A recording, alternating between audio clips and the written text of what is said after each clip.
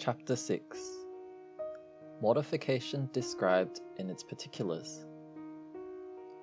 The mortification of sin described. The components and degrees of mortification. The habitual weakening of sin's root and source. The power of lust to tempt us. Differences in that power as to persons and times. Constant fighting against sin. The aspects of the fight considered. Success against sin. Concluding thoughts about the process. How to mortify a sin in general, to prepare for particular courses of action. 1. Mortifying a sin. 2. Positively. See chapter 5 for mortifying a sin negatively. Mortifying a lust has 3 components. 1. Habitually weakening it. 2. Constantly fighting and contending against it. 3. Realizing success over it. 1. Habitually weakening it. Every lust is a depraved habit or attitude that continually inclines the heart toward evil. From that, we have a description of someone who has not truly mortified his lust. Every purpose of the thoughts of his heart is filled with evil from morning to night. He is always under the power of a strong inclination to sin. The only reason a natural man does not pursue a particular lust day and night is because he has so many to serve. Each one cries out to be satisfied. Although he pursues his lusts in great variety, in reality, he only wants to satisfy self. Let us suppose then that the lust or compulsion is a strong, deeply rooted, habitual inclination of both will and affections towards some actual sin. The sin itself is irrelevant. No matter what it is, it always stirs up fantasies, thoughts, and schemes about its object. That is why men are said to have their hearts set on evil. The bent of their spirits leans toward it to make provision for the flesh. A sinful, depraved habit differs from all natural or moral habits. Those incline the soul gently and appropriately to itself, while sinful habits impel with violence and fierceness. That is why lusts are said to fight or wage war against the soul. They rebel or rise up with a type of brutality and conflict that would be expected in a war. Romans 7:23 says we are led captive or made captive after sin's success in battle. All of these are works of great violence and fierceness. I could make it blatantly obvious from the description we have in Romans 7 that it darkens the mind, extinguishes our convictions, overthrows reason, blocks the power and influence of whatever hampers it, and consumes them all in flames. But this is not my present focus. The first thing we need to do in mortification is to weaken this habit of sin or lust. That way, it cannot rise up in us to conceive, agitate, provoke, entice, and disturb us with the same intensity, seriousness, and frequency it normally does. I'd like to give one caution or rule, by the way, and it is this. Though every lust by its nature equally and universally draws or drives us to sin, there are 2 limitations. 1. A particular lust may be unexpectedly amplified, heightened, and strengthened in someone. It has life, power, and vigor far beyond what another lust might have in him, or the same lust might have in someone else.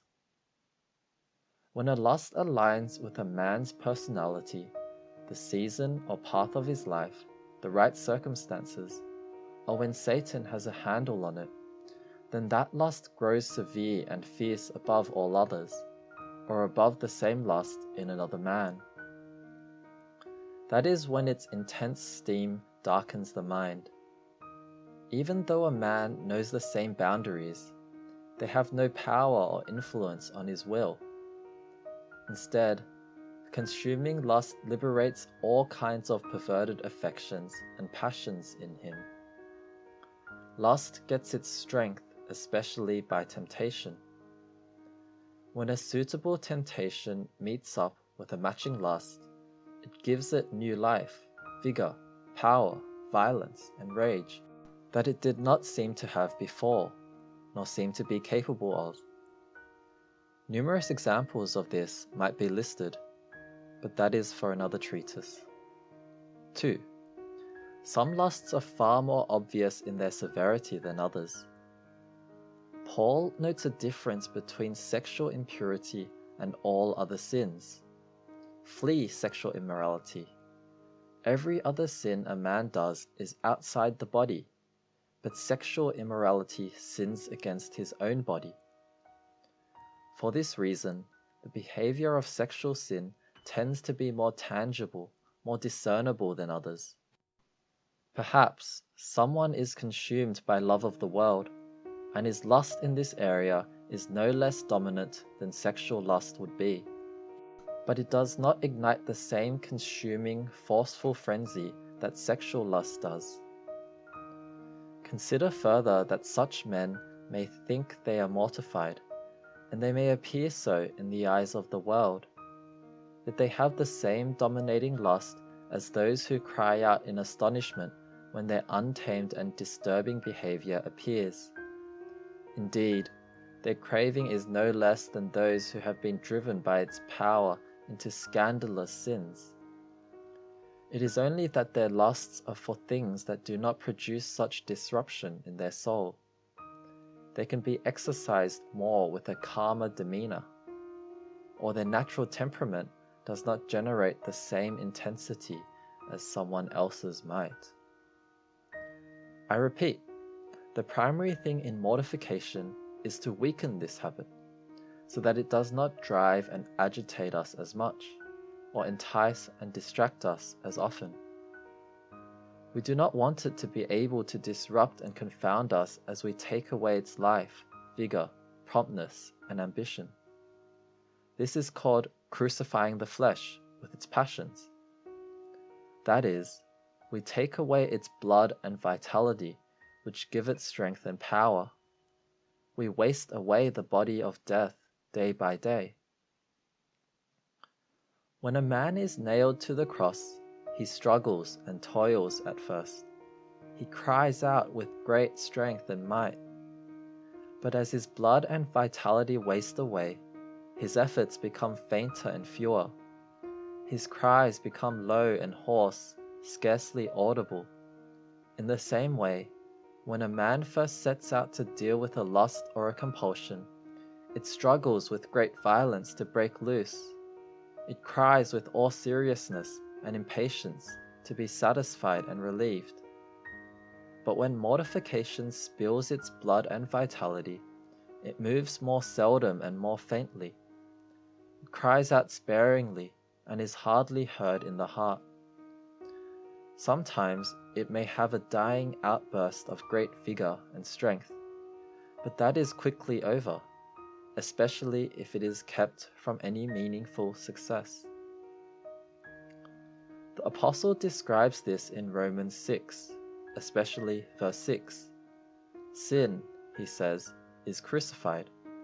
It is nailed to the cross. To what end? That the body of sin might be rendered useless.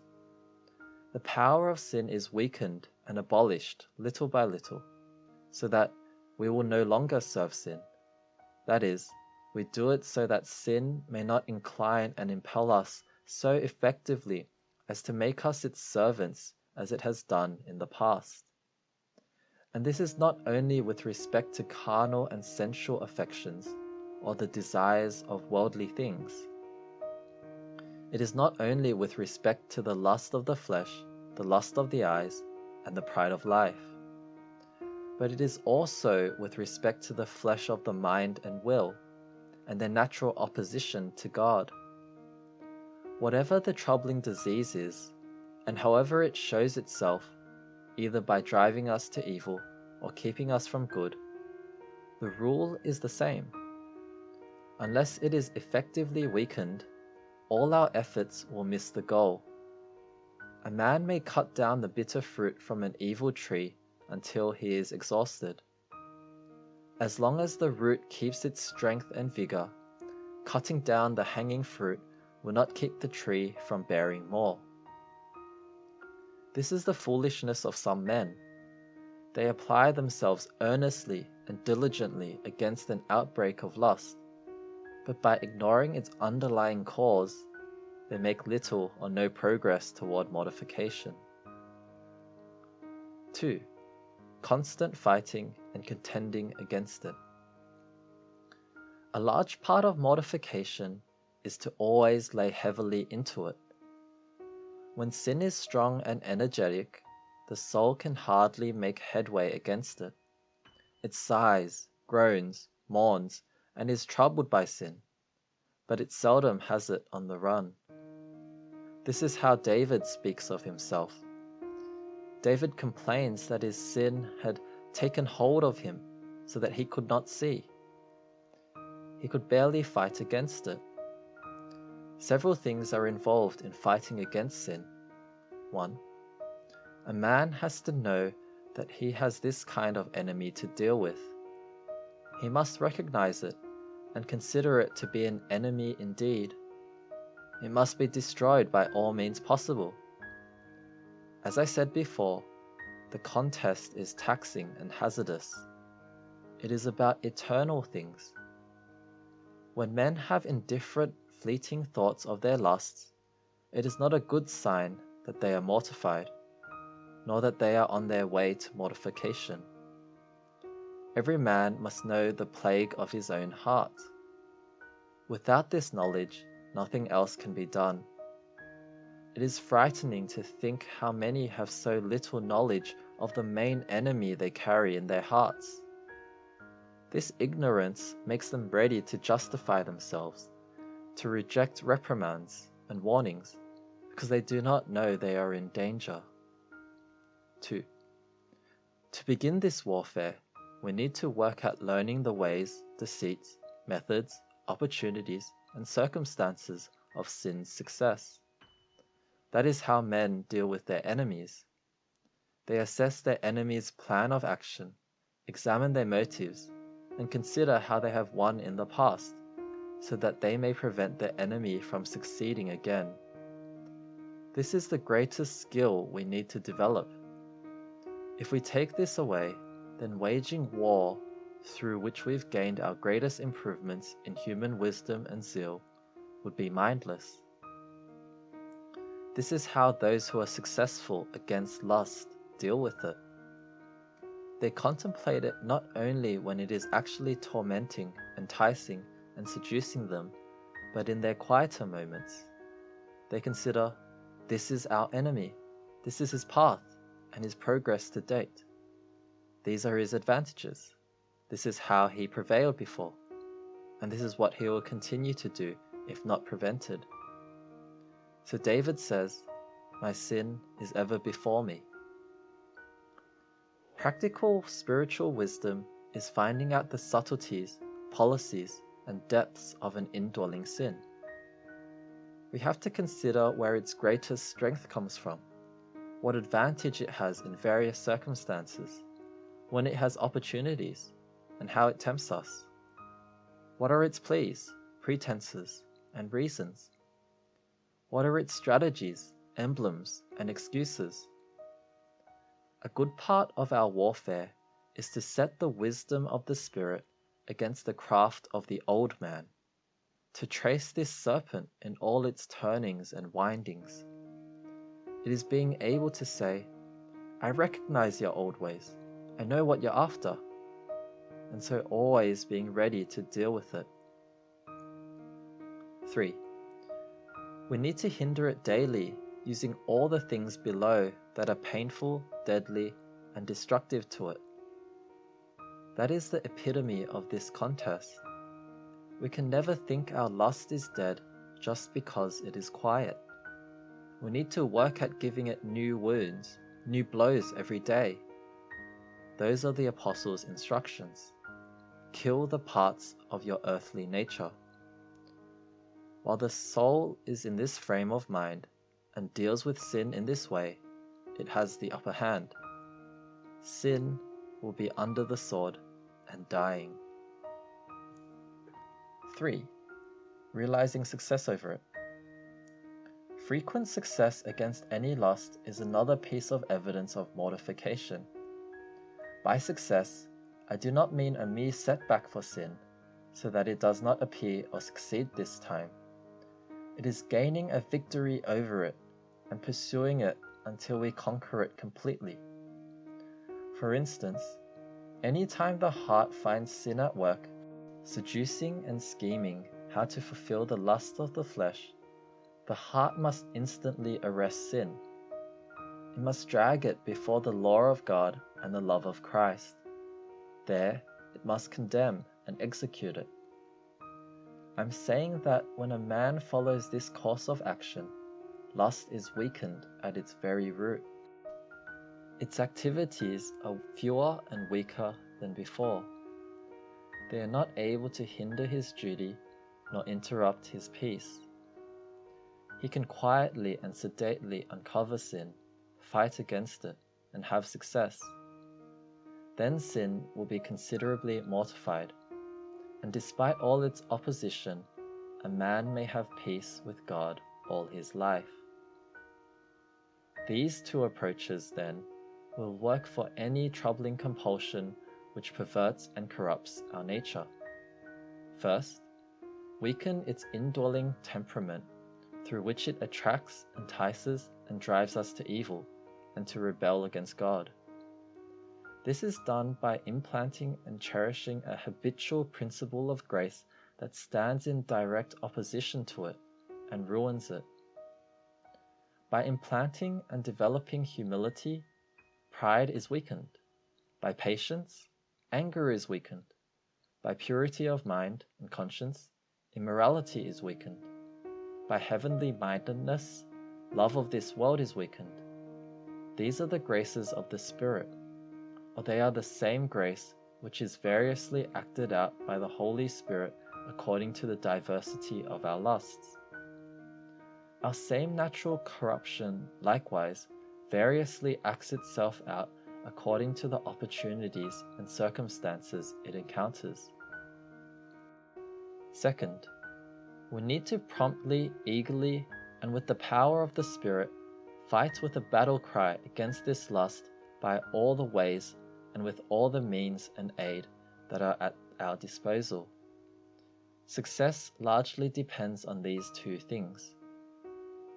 Now this, if the compulsion does not have an insurmountable advantage from its natural situation, we can expect its complete conquest, so that we may never feel its opposition again.